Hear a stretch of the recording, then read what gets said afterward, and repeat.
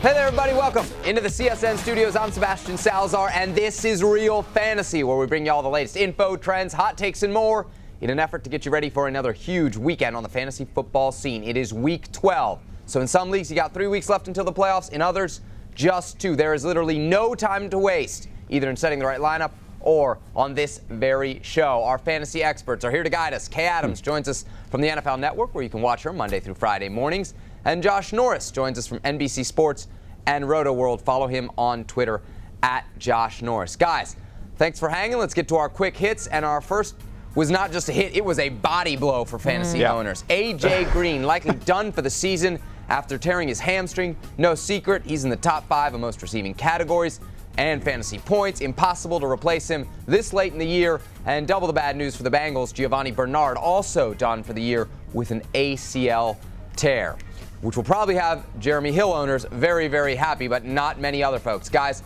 we got a little more clarity at running back now in Cincinnati, but a little less clarity pretty much everywhere else.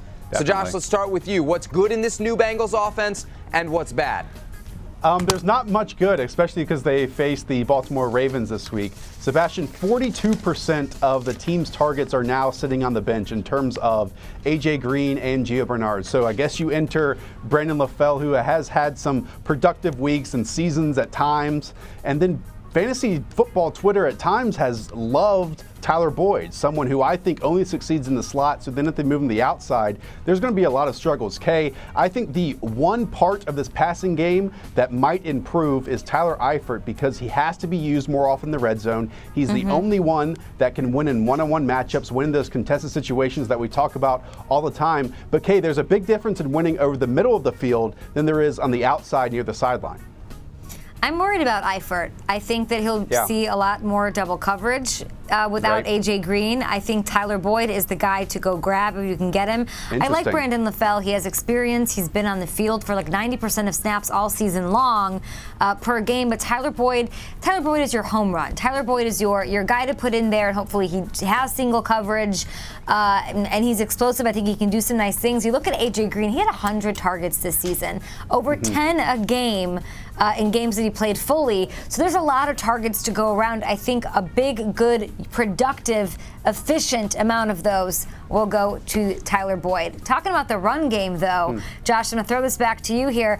I'm not interested in this Rex Burkhead character. I'm not. I want Wendell Smallwood. I want Mike Gillislee as insurance for LaShawn McCoy there in Buffalo over a guy like Rex, who I don't know if they even want to address the Gio role. I understand that Jeremy Hill is not a pass catcher, but I think Jeremy Hill already averaging 18 touches a game over the last 3 weeks. He's been pretty efficient getting the ball, and he hasn't fumbled once this season. That was a huge deal a year ago. So I think until proven otherwise, until he proves that he cannot be trusted, they just increase Hill's workload. So Hill owners, unfortunately, are happy. One of Josh's fantasy teams this year included Ajayi Green, Gio Bernard, and Alshon Jeffrey, which goes to show you that even the best fantasy experts can run into pretty bad luck over the course of the season. So if you're in Josh's shoes, you need some help for a roster that's struggling and or banged up at the most critical time of the fantasy season, we're hoping to help you out. I'm not sure, based on what I've seen so far in this show and others, that Kay has much sympathy for Josh, but Kay, there are still plenty of free agents in most leagues, guys like who aren't drawing a lot of attention on the waiver wire, but could help you in these final few weeks. You got a couple in mind? I do. I have a couple for poor Josh over there. We've got some tissues in Stamford, Connecticut. How about the Kenny Britt of the last 5 weeks? Pierre Garçon gets no respect in the fantasy game, and all he does is get you 80 yards. He's averaging over 80 yards in the last 3 weeks. I know there's a lot of mouths to feed in this Redskins loaded offense, but squeaky wheel gets the grease, right? He wasn't too happy with his role, wanted the ball more. He's getting it quite a bit. I like the matchup up against, not even just this week, but beyond it. The Cardinals, the Eagles, the Panthers, the Bears. You can still pick him up in like 60% of leagues, consistently targeted. Targeted at least 8 times over the past 5 weeks. I like him, Josh. Go pick him up. The other guy is a guy I'd scoop up over Rex Burkhead, and that is Chris Ivory, giving that full workload with TJ Yeldon a bit banged up. He's making things happen. He had 75 receiving yards in Week 11. He had a career-high touches as well. You've got to like a guy getting the ball more than 20 times. Okay, I'm kind of at the point where I'm not just thinking about this week, I'm thinking about the playoffs. So if I limp into the playoffs, there are people like Adrian Peterson, Amir Abdullah, who might come back during that same time frame. It was reported that Adrian Peterson might return to the field week 15, most likely week 16. Here's the thing, and a lot of people are hyped up about Peterson getting back in the field. Okay, he wasn't good and he wasn't productive earlier in this season, right? 50 yards, rushing yards on just 31 carries. 50 rushing yards, 31 carries. I'd rather pick up Amir Abdullah than have Adrian Peterson on my roster. We know that the Minnesota Vikings rushing attack has been abysmal this season, and it's not going to get any better with Peterson. I prefer Abdullah as a long-term pickup than I do Peterson, and maybe that'll help me out in a few weeks. As we mentioned prior, it is week 12. And finally, that means no buys in the National Football League, which in turn means plenty of options at running back. Here's some of the mid-tier backs you might be deciding between. The projections don't like Latavius Murray against Carolina, but he has been hot. Deion Lewis and Doug Martin have returned from injury. And guys like Tim Hightower and Ryan Matthews, question with them is, can they continue putting up consistent numbers in timeshare backfields? Okay, Josh, out of that group, pick me one player who should be in your starting lineup for Week 12. It should absolutely be Doug Martin against Seattle, and I know a lot of fantasy owners want to stay away from the Seahawks defense no matter what, but we looked at last week, right? 27 touches against his Kansas City Chiefs, and when you look at who Seattle has faced, let me reel off some of these numbers for you, Sebastian. 113 rushing yards, 37 passing yards against the Philadelphia backs, 3 touchdowns, 100-plus total yards to New England Patriots running backs, 150 total yards to Buffalo running backs. Tim Hightower ran for over 100 yards against the Seahawks. Look, I'm not scared at all, even though they're underdogs in this game. I want Doug Martin in my lineup, solely because of the volume, and he gets all of it in this offense. And Doug Martin has a pretty sweet schedule for your fantasy playoffs and your championships, as well as he faces the Saints twice. I'm going to go with Duke Johnson, more because Isaiah Crowell just is not getting it done. 1.5 yards per carry over the past 3 weeks, while Duke Johnson's averaging 5 yards per carry. Give him a chance. Let him be the 3-down back. He did it in college successfully. I think it's about time that they get him a little bit more involved. They've got the Giants. It's not the easy matchup by any means, but he is averaging over 40 yards receiving over the past 4 weeks. Duke Johnson, you expect Cleveland to be in catch-up mode. Use him, target him, make him a thing. I think he's worth flexing this week. Yeah, Chargers and Bills, the fantasy playoff matchups there, and both those teams give up a lot of rushing touchdowns. All right, finally, it is Thanksgiving week, so let's give some thanks for the fantasy player you took maybe late in your draft. They're picked up off waivers. Matt Ryan, a late-round pick in most leagues. He's been great. Theo Riddick, a bargain for those who took him. On average, he went as a 10th rounder. And then Michael Crabtree, another steal in the middle of most drafts. All right, so I would like to start with my player to give thanks for. And on this show, unfortunately, it's well documented. My season-long team is a disaster. The guy that I would have put on here is CJ Precise, because I was really excited when I picked him.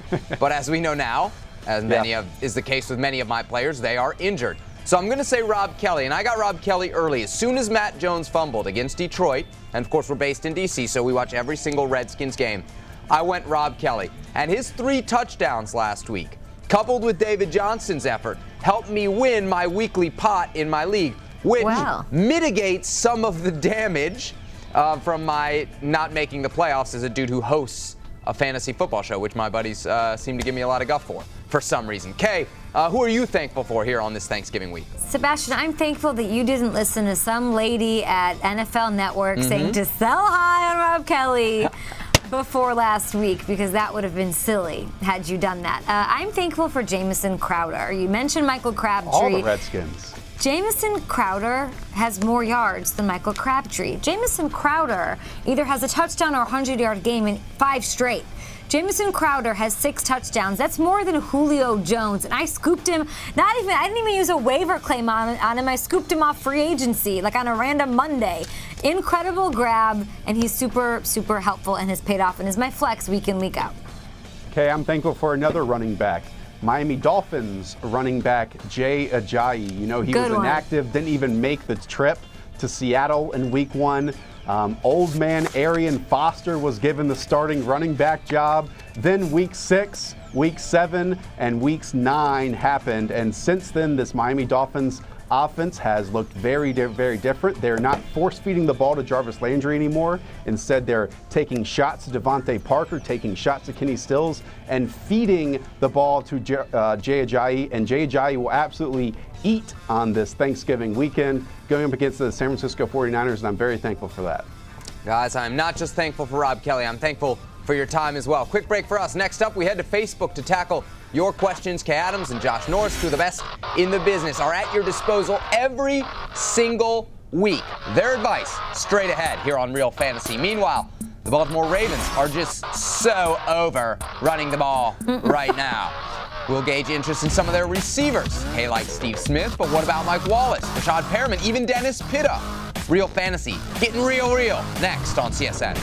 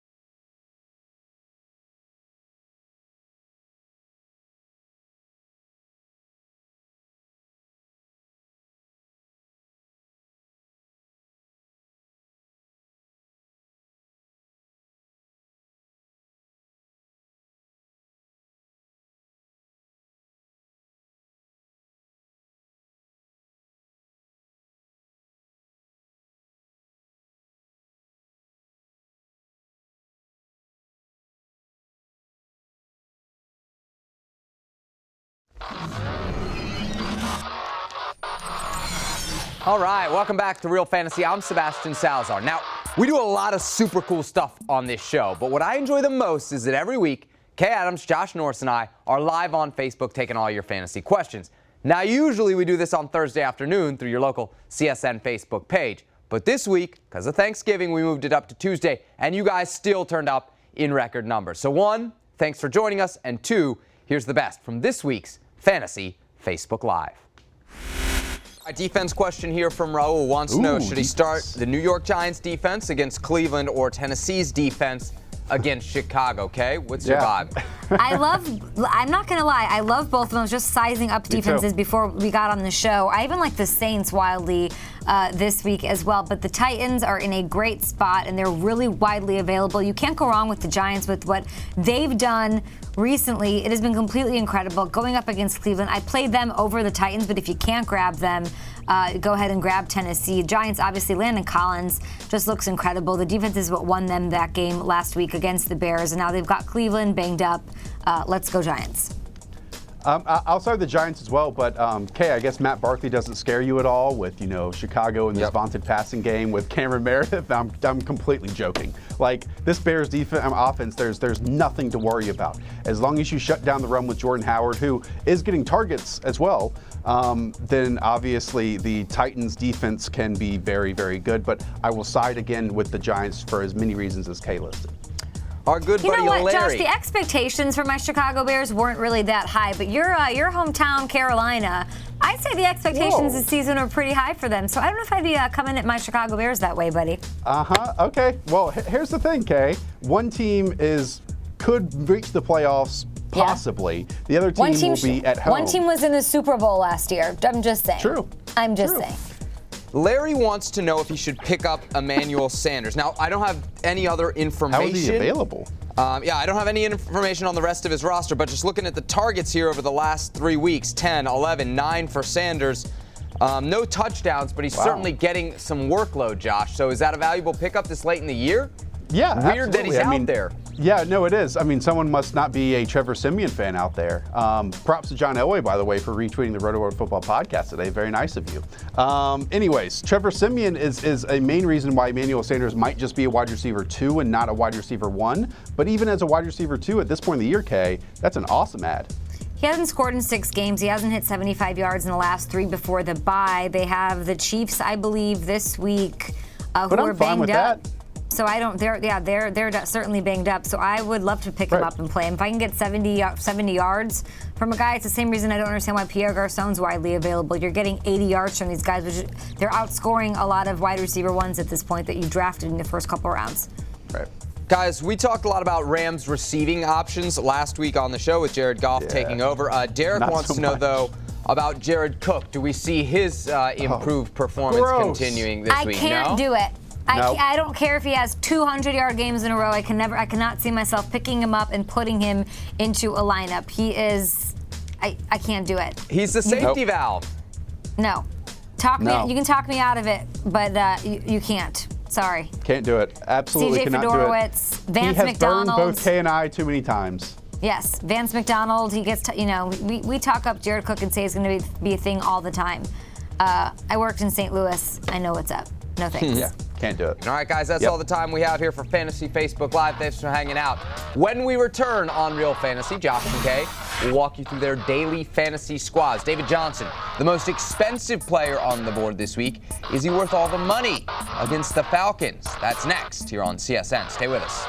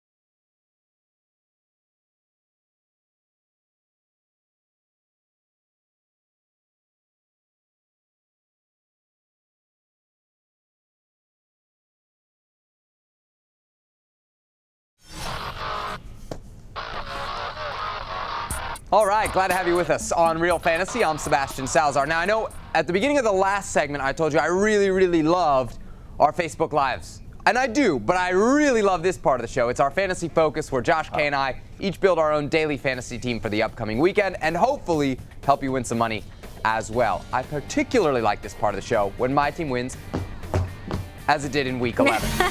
It's been a while, but your boy is back on top where he belongs, and I'm speaking in the third person. A narrow 4-point win over Josh, Le'Veon Bell, and Kirk Cousins leading the way for my team. Josh made it close, but for the second week in a row, his tight end position lets him down. Martellus Bennett couldn't score 2 points for Mr. Norris. And after 3 straight wins, Kay Adams' team laid an egg, a distance third-place finish.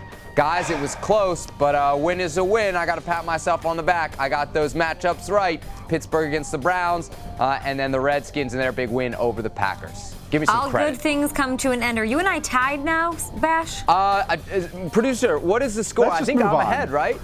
Come on, let's speed this one up. By this is a long segment already. By one. All right, let's take a look at Josh's team for this week, and you're going to be surprised by how much money he's spending on the running back position. We'll get to that in just a minute. He'll stack Russell Wilson with Doug Baldwin. Josh's man crush on Michael Thomas continues as well, and after those disappointing tight end performances the last 2 weeks, Norris is going with Antonio Gates. Old reliable. Kay is in agreement with Josh on the running back. She's going with Colin Kaepernick under center. Worked out pretty well for her last time, part of that 3-game win streak. She's getting good value from Rashad Matthews, $6,200 for a guy with 6 touchdowns. And what Michael Thomas is to Josh, I guess CJ Fedorowicz is to Kay. As for my team, I think I did a pretty good job at spreading around the money this week. Larry Fitzgerald, Jarvis Landry headline my receivers. Lamar Miller joins Ajayi in the backfield, and I'll stack Eli Manning and Sterling Shepard against the Browns. All right, so Josh, let's start with your backfield here, and we went back and looked. You and Kay will spend more money on your running backs this week than any of us has spent in 1 week. David Johnson and Jay Ajayi seem like kind of obvious plays, but what about the price here? Well, they're must plays, and just by a rule of thumb, you want the return on investment, return of value to be double the salary, right? So for David Johnson, that means 19 points. For Jay Ajayi, that means 17 points. I mean, David Johnson has hit that mark in 5 of his last 6 weeks. We know that Jay Ajayi hasn't really reached that mark in the past 2 weeks, but again, he has the San Francisco 49ers. So I really think both of these guys are must plays. You have to fit them in your lineup somehow. Either go cheap at wide receiver, cheap at quarterback, a combination of the two. But Kay, I'm glad we're in agreement here with both these studs. Kay, we've mentioned CJ Fedorowicz in the past. You love streaming him. You love him in DFS. But the Texans' passing attack, as we witnessed on Monday night, is just some trash. So why do you like Fedorowicz so much? Because the only person who loves him more, Sebastian, is Brock Osweiler. This is the guy that he is targeting. He had 10 targets Monday night in Mexico City. Laser pointer in the face and all. Brock Osweiler is targeting his tight end. He's got over 7 targets in each of the past 6 games, which is pretty incredible. That sort of consistency is rare at a dumpster fire position of tight end. So I like him against the Chargers. And with that price tag, I can afford that backfield. All right, guys, let's get to my team because we know that's the one that's going to help the people the most. Let me take some notes here, Sebastian. I'm a Buffalo Bills fan, so it hurt me, but I went heavy on the Dolphins as they host San Francisco. Obviously love the matchup. But one name that barely has come up this year is Jarvis Landry. Kay, he doesn't really have any huge games, but he's been pretty consistent. Please tell me he's a good play this week, right? I don't think it's a bad play. I think it took him a lot of his teammates to help him get into the end zone last week. If you saw that play, that was pretty incredible. But you know, always a good bet for a bunch of catches, not a great bet to score. So I don't know that I would play him in a daily. I would not. I mean, we talked about this in segment 1 in that this Miami Dolphins offense has changed, right? They used to feed Jarvis Landry as an extension of the offense, of the extension of the running game. But in the past 5 weeks, Sebastian, 9 targets, 8 targets, 6 targets in 2 weeks, and then just 5 targets. We want more volume than that. And I know they're playing the 49ers, but I'm going away from Jarvis Landry this week, absolutely. All right, nobody likes my picks. I guess we'll just have to wait for the scores next week. We are running out of time here on Real Fantasy, so let's go to our crystal ball. All right, we always like to help you with your streaming options on this show, but a lot of good quarterbacks have already played on Thursday, including a couple good streaming options in Dak Prescott and Kirk Cousins. They're already off the board, so fantasy owners out there probably could use a little help. Let's get into that crystal ball for streaming quarterbacks this weekend. Kay, who you got? You know, you were talking about Jarvis Landry, and I said I didn't like him, but I like his quarterback. Ryan Tannehill has just 1 interception in 5 games. Yes, we love Ajayi. The run game helping open it up, though. Devonta Parker heating up. They've got the Niners, who allow 23 touchdowns to quarterbacks. That's the 2nd most in the league. I love the matchup. I like Tannehill. Kay, I'm going to stick in that same game, and I need to borrow your guy here for a moment, but it's Colin Kaepernick against the Miami Dolphins. In the 5 games he has played this season, 260 rushing yards. I could care less about the passing stats, to be perfectly honest. As Rich Rebar points out, the rushing stats are like the Konami code for quarterbacks because you get your nice little floor right there. So let's go with Colin Kaepernick up against the Miami Dolphins defense. An improved defense, but one I still think can offer some points to Kaepernick. Yeah. Just to be clear, Jarvis Landry, not a good start. Ryan Tannehill is a good start. Feels like you're just hating a little bit. Let's move on to Baltimore, where the Ravens flat out don't run the ball at all. Only 2 rushing attempts in the second half last week versus Dallas. So their receivers are getting a workout. Mike Wallace has the best numbers. Steve Smith with more targets recently. Josh, can you name me a Ravens wideout that you're comfortable starting against Cincinnati? Because that is a nice matchup. Yeah, and it is a good matchup. And I'll go with Steve Smith, but I think let's say this, if Joe Flacco can throw down the field, which he hasn't done this year, if he can complete passes in the red zone, which he hasn't done this year, I think a number of Ravens wide receivers can have a nice day. But if I had to pick one, just 1K, it'd be Steve Smith, because 89, bottom line. Josh and I bicker a lot on this show, but mostly we bicker on and off camera about who loves Steve Smith Sr. It's more. True. He caught 8 of 9 for 99 yards and a touchdown. He is healthy. He's healthy. He is the #1 wide receiver in this offense. He's got touchdowns in consecutive weeks now. I love Steve Smith. Welcome to the 1,000 catch in your career club. Congrats to Steve Smith. Josh grew up watching Steve Smith, so I'm going to give him the edge on who loves Steve Smith more. I get a win somehow on this show. You don't get to decide that. I'm not the arbiter? All right, well, I am the host, and I got to wrap this thing up. That's all the time we got here on Real Fantasy. Don't forget, you can join us next Thursday around 2:45 in the afternoon for Facebook Live. Get your questions into our experts then. For Kay Adams and Josh Norris, I'm Sebastian Salazar. Thanks for watching, and as always, good luck in Week 12.